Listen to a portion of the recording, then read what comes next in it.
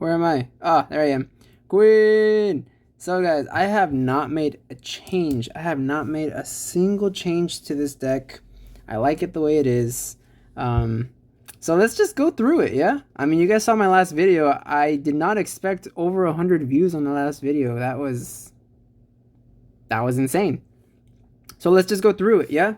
So obviously Queen, for those of you that don't know what it is, basically when I'm swinging with one Dawn, if I have a total of 4 cards between my life and my hand, I can draw a card. And if I have an 8 drop or higher on the field, I basically can choose to heal the life instead of drawing. So let's talk about my searchers. This deck would not function without these searchers. Dofi, we got 4 of them. Perona, we got 3 of them. X-Drake, we got 4 of them. So these 3 basically help stack your life, help stack what's coming up, and they just prepare you for what's going to happen. You got to kind of predict what your opponent will do so you can react and draw the cards according to what they play. You also have to keep in mind which Dawn turn that you're on. So like if they're on 6, you have to know that they're going to play a 6 drop, etc., etc. You know, the more you play certain decks, the more you start realizing what they do on curve. So these 3, you always want to have these in opening hand. If you see any of these, you're solid. If you see 2 of them, you're even more solid. So turn 1, you usually want to play her. Turn 3, you usually want to play him.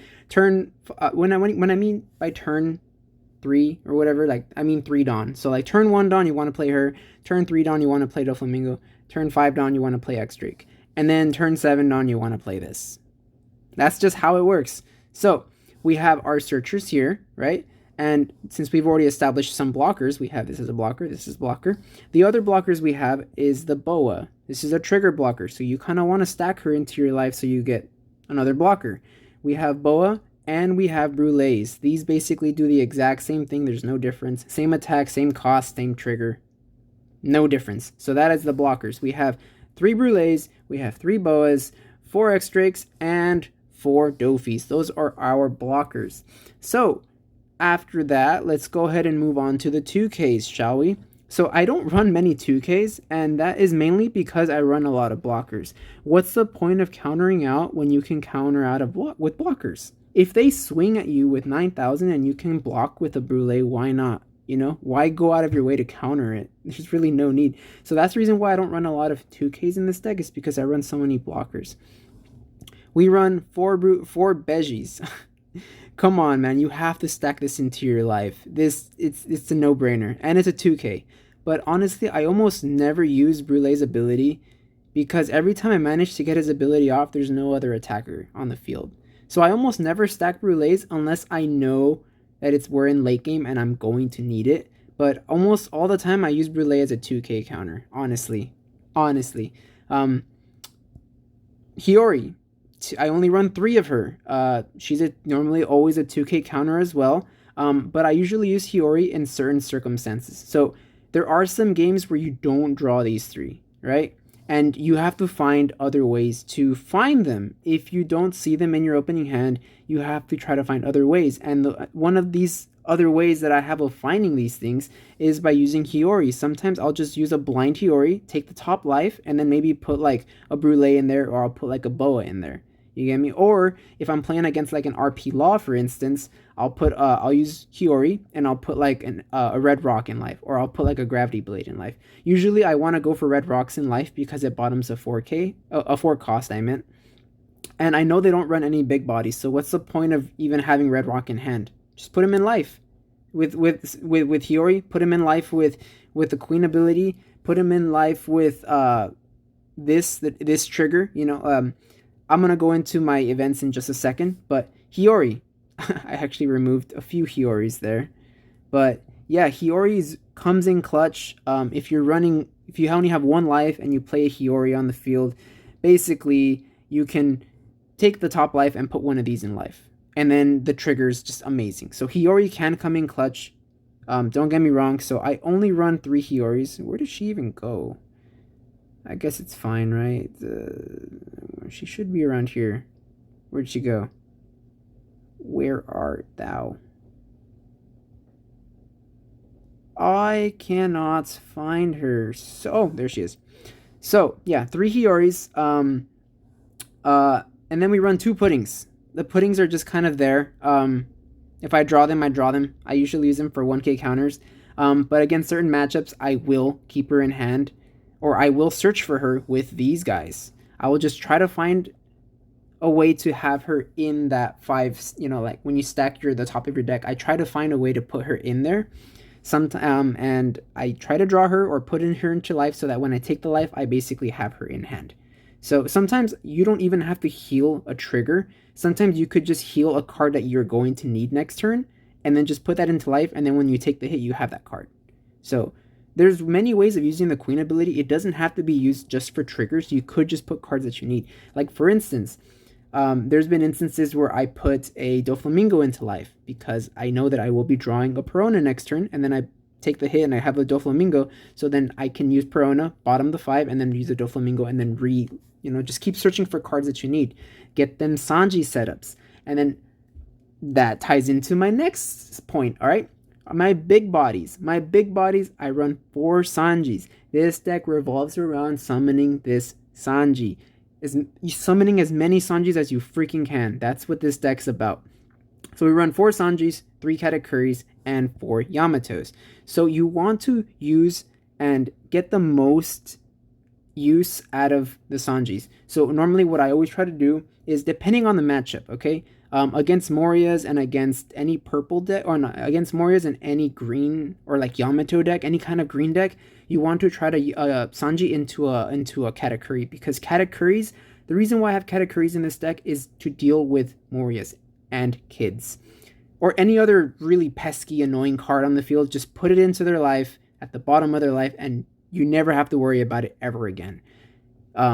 So that's the main reason why I run Katakuris. I used to run Mihawks, but Mihawks could not deal with 8 drops. And 8 drops is what's meta right now. So that's the reason why I run 3 Katakuris. I used to run 4, but I think 3 is a sweet number. Excuse me. And so with certain matchups, you don't attack their life. Like for instance, in the last video you guys saw that I did not attack Moria at all until I was ready to. And you want to do that mainly because then Yamato will have the most broken effect in the game. If they have 7 life and you have 2 or 3 life, you can KO a 9 cost, 8 cost, 10 cost. It is insane. And if you keep adding cards into their life, like for instance, like Moria that has no counter, how to say this. You're basically stacking life so that Yamato has a greater effect. And then you can keep Sanji into Yamato, Sanji into Yamato, Sanji into Yamato, and keep healing. Bam, right? So, like I said, this deck revolves around trying to find these Sanjis and summoning and just keep spamming Sanji as much as possible. Whether it's Sanji into Katakuri, Sanji into Yamato. These are some other things that I do. Sometimes I'll Sanji into an X-Drake. Because if you think about it, if you Sanji into an X-Drake, you got not only 9 drop value, but you got a 5 drop value as a free summon, and you get a blocker, and you can look at the next top 5. So let's say if you have 10 Dawn, right? 10 Dawn, and then you have enough cards in hand and life to use leader ability, you can use Sanji, X-Drake, look at the top 5, put something that you can put into life. So like let's say you use Sanji, X-Drake, and then you see like a Boa, you'll see a Brule in there, you'll see a Beji, you'll see like a Red Rock, and like on the top 5. You can put any of those into life. If you just attach 1 Dawn to your leader, swing, heal that. You can put a Boa blocker in your life, and then if you trigger that, you have a blocker. Bam. So that's how you use Sanjis. And then not only that, but you have a blocker on the field and you have a 9 drop. So if they try to swing for lead with any other character, you can block it, counter it, take the hit, and then you have a Boa, and then next turn you can swing big with the Sanji and take out that character that they swung with. So that's how this deck works. It's blockering up as much as possible with big bodies on the field so that you can KO their board. And then once you stack a bunch of 9 8 drops and 9 drops on the field, that's when you can start going for game. So you're doing this, KOing all their field, blocking attacks, countering attacks, and then bottoming their characters with triggers, or just using the ability. So then now we're going into my events. So my events, you guys already know that I run 3 Red Rocks. I've already mentioned using it against certain matchups. It's really good against RP Law. Just shove this into your life with Hiyori, shove this into life with leader ability, shove this into life with Flame Dragon King, but we'll get into that in just a second. But putting Red Rock into your life is really, really good in certain matchups. You can get rid of an attacker. So let's say if they swing with lead and they have like another attacker on board, like a Reiju or something like that, you can bottom the Reiju, bottom the Bone Clay. You can do stuff like that. Same thing goes with this Gravity Blade. You can instead though you can bottom a 5 cost. But usually I never want to use Gravity Blade in life. Mainly because the use is just so good, man. 7 cost, you can bottom 2 6 costs, dude, so good. Um, then we also have 4 of these. So 4 of these, you need these. It's a necessity. Sometimes you'll break up in hand. You'll have too many big bodies in your hand. You need to get rid of them. This is the way to get rid of them. Just trashing them, and then you get an AK counter. Um, so that's pretty much the use for that. Other than that, you can stack it with Hiyori, stack it with Leader. And if you stack your life, right? Let's say you have 3 or 4 life, just stacking and healing with Yamato and Leader, then that's when this comes into play. This is an event that came out in ST13, the Brothers deck. 2 cost counter. You get a 4K counter, and then after that, you can rearrange your life in any desired order. So can you imagine that, man? Imagine you stack like a Brûlé, and you stack a Red Rock, and then you stack like You're the One Who Should Disappear. Like, imagine You're the One Who Should Disappear is like on the top of your life, then you have a Red Rock, and then you have a Brûlé, right? What you could do is you could rearrange it. So not only do you get a 4K counter out of it, but you can rearrange and put the Beji on the bottom of your life. Then you can put like the Brûlé next, and then you can put like, or like for instance, you can put the Brûlé first, and then the Beji, and then You're the One Who Should Disappear. Right? Because then you can trash it. You can trigger the You're the One Who Should Disappear, trash a card. It could be a big body. See, this is another use for this card. Trash a card, get another life, right? So this card really is beneficial when you stack your life and you want to reorganize it. And you get 4K counter. So this is what's crazy, is that when I'm playing people don't assume that I run counters because I'm a Queen player. But this card throws people off. So once I use it once, sometimes I'll just bait people. Sometimes I'll just leave 2 down open and they're like, crap, you have a 4K counter. And you have blockers. And you have this. It's like, it's so fun to just mess with people. This card really changed things up for me. And not only that, but the trigger is amazing. So sometimes if this is in your life, you want to put this as your second life. And the reason why I say that, second to last life I meant. And the reason why I say that is because then if you trigger this, basically you can take your last life, right? It could be anything. You could be drawing like a Sanji. You could be drawing a Katakuri. And if you have this in hand, you can basically use this trigger to put this into your life, and then trigger this, and then trash a card again, and then heal again. So these events really stack onto each other. The blockers, everything just works in unison. It's just so crazy how I found how to build this deck. It's just so crazy. So I've actually been talking for quite a while. I did not expect to go over 13 minutes discussing this deck, but that's how you usually want to play this deck. That's exactly how you want to play this deck. So turn 1 Dawn, turn 3 Dawn, turn 5 Dawn. Just don't swing at life. Do not give them hand. Do not give them hand. Do not give them a hand. Do not let them get cards from their life. If they have other ways of doing that while you're not attacking, like there are cards that you can take a life draw, like purple Luffy, black yellow Luffy. There's many other ways to take life. Flampe, for instance. There's nothing you can do about that. If they take their own life, there's nothing you can do about it. But ideally, you don't want to attack. That way you can get the most effect out of this Yamato. So turn 1 Dawn, turn 3 Dawn, turn 5 Dawn, and then keep taking attacks, keep taking the hits, drawing the cards from your life, or countering out. That's where this deck is really, really different. Like, you can copy my deck, okay? But whether or not you're a good pilot is another different story. This deck, you need a lot of foresight. You need a lot of you need to know what's gonna happen. You need to weigh the odds, predict what your opponent's gonna do. There's a lot that goes into this deck, right?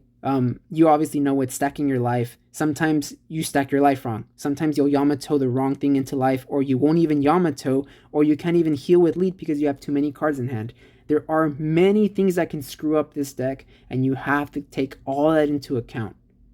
That's why this deck is so hard to play, and that's why a lot of people don't play this deck, but it's just so good. Once you master it and you get the hang of it, it's so good. And I feel like no one's found a proper deck list for Queen, because I've seen many that run Duval. I've seen many that run other, engines, other different cards, but I feel like I found the holy grail. This is the right amount of cards you should be running. 1 Queen, you have 4 Dofis, 3 Peronas, 4 extracts, 2 puddings. Puddings are just there, just in case you're running into like a green Uta or like a red Whitebeard, whatever. Anything that has a lot of cards in hand, pudding. And Nell's a good one to use pudding on. We run 4 Sanjis, 3 Boas, 3 Katakuris, 4 Bejis, 4 Yamatos, 3 Hioris, 3 Peronas, 3 Red Rocks, but I accidentally tapped one off, 3 Gravity Blades, 4 of You're the One Who Should Disappear, and 3 of the Flame Dragon King. That is my deck, guys. I hope you guys enjoyed it. I hope I was able to give good pointers on this deck. Like I said, it is a very fun deck to play, but whether or not you can pilot it is a whole nother story. I wish you guys the best. That's why I'm sharing my deck with you guys. Hopefully you guys can go out there, give it a shot, try it out. Let me know what you guys think in the comments below. If you guys think there's any other card that I could add in here that would make it better, let me know.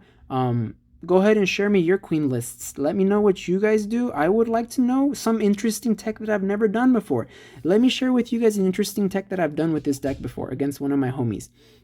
So what I did was I knew what was on the top of my life, right? I knew exactly what was on the top of my life. So what I did was I had no life. So what I did was I swung with leader, right? And I had 2 blockers on the field. I swung with leader and I put You're the One Who Should Disappear in my life. Then I ended my turn. Then the next turn, I took all the hits with my blockers, and I took that final hit, right? Took that final hit, used You're the One Who Should Disappear's trigger, trashed the card, and guess what I put into my life? A Beji. So I had lined that up perfectly so that I knew that when I was going to take that hit, Beji would be the next card. Then that Beji went into my life. They hit me again, and then I triggered the Beji, and then I pretty much Beji'd their leader, and then I won the next turn. So it was pretty crazy, man. It's pretty crazy. I've done this tech many times. You're the One Who Should Disappear into a Beji, and then the Beji trigger into another thing that can attack.